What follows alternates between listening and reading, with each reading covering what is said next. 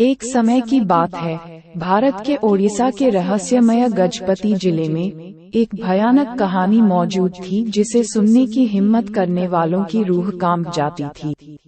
वह एक अमावस की रात थी और हवाएं उस क्षेत्र को घेरने वाले घने जंगल के माध्यम से प्रताड़ित आत्माओं की तरह चिल्ला रही थीं।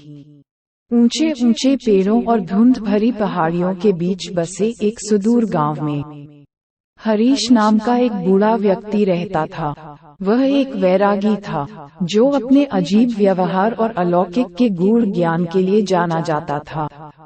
कहा जाता है कि हरीश का आत्माओं से संबंध था और वह अक्सर अलौकिक मामलों से निपटने के लिए उनसे सलाह मांगता था।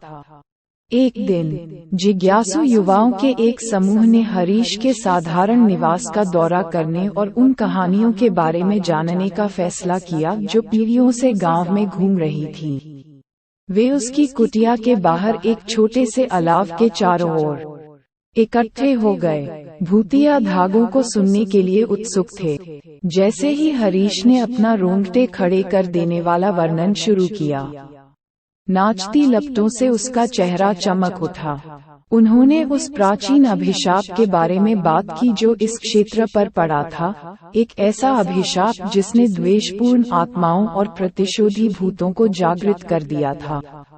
बहुत समय पहले एक दुष्ट और सत्ता का भूखा राजा गजपति जिले पर कठोरता से शासन करता था। उसने अपनी प्रजा पर अत्याचार किया और जिसने भी उसका विरोध करने का साहस किया उसे क्रूर और निर्दयी भाग्य का सामना करना पड़ा।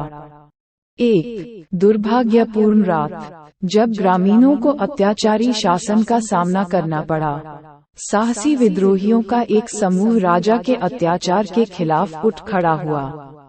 वे बहादुरी से लड़े लेकिन अंततः उन्हें अपने ही एक व्यक्ति ने धोखा दे दिया। गद्दार ने राजा को अपनी योजनाओं का खुलासा किया, जिससे एक विनाशकारी घात हुआ जिसके परिणामस्वरूप विद्रोहियों का क्रूर नरसंहार हुआ। जैसे ही उनके खून ने पृथ्वी को भिगोया, विद्रोहियों के नेता, धार्मिकता से भरे दिल वाले एक महान योद्धा ने राजा और उसके पूरे वंश को शाप दिया। उन्होंने कसम खाई कि उनके मृत साथियों की आत्माएं इस क्षेत्र में तब तक भटकती रहेंगी जब तक कि न्याय नहीं मिल जाता और राजा का रक्तपात समाप्त नहीं हो जाता। उस क्षण से अजीब और भयानक घटनाओं ने गजपति जिले को त्रस्त कर दिया। ग्रामीणों ने अंधेरे में भयावह फुसफुसाहट सुनने का दावा किया और कुछ ने रात में जंगल में भटकते हुए मारे गए विद्रोहियों की परछाइयों को देखने की भी सूचना दी।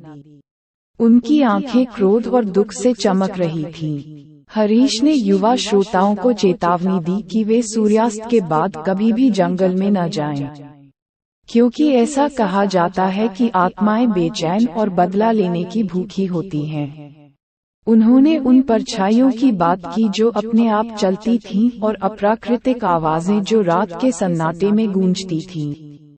कई ग्रामीणों का मानना था कि हरीश स्वयं इन आत्माओं से संवाद कर सकता है और कुछ को संदेह था कि उसने अलौकिक दुनिया के साथ एक समझौता किया है। रोंगटे खड़े कर देने वाली कहानियों के बावजूद युवा रहस्यमय हरीश और उसकी भूतिया कहानियों से मंत्रमुग्ध थे। अज्ञात के रोमांच और इस क्षेत्र में छिपे रहस्यों की ओर आकर्षित होकर वे नियमित रूप से उनसे मिलने आते रहे। चाहे गजपति जिले में भूतिया घटनाएं महज एक किंवदंती थीं या अतीत की दुर्भावना का प्रकटीकरण, एक बात निश्चित थी, शापित जंगल और उसकी प्रतिशोधी आत्माओं की कहानी इस क्षेत्र की लोककथाओं का एक अविभाज्य हिस्सा बन गई थी, जो एक पीढ़ी से दूसरी पीढ़ी तक गुजरती रही थी। हवा में फुसफुसाहट की तरह, ये सुनिश्चित करते हुए कि दुखद विद्रोहियों और उनके शापित भाग्य की स्मृति अनंत काल तक बनी रहे।